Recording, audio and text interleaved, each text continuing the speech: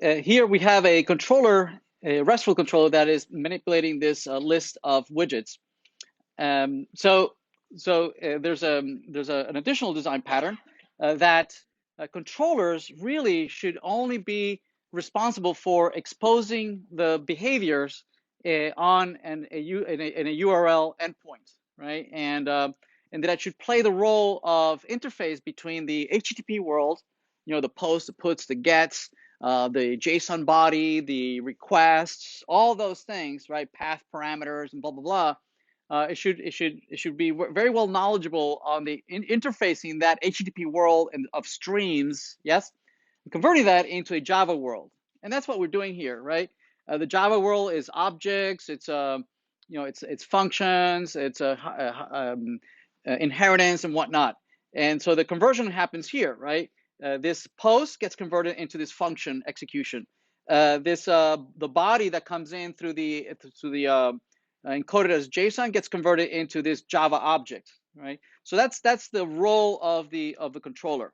It should not be the role of the controller to actually manipulate the data structure, right? Of adding, deleting, updating. That it should not be the role of the controller. The controller should only the role should be to be the interface between these two worlds. Yes. Okay, just to confirm for my sanity, if you have another request body, whatever, it's based on the key, right? Say it again.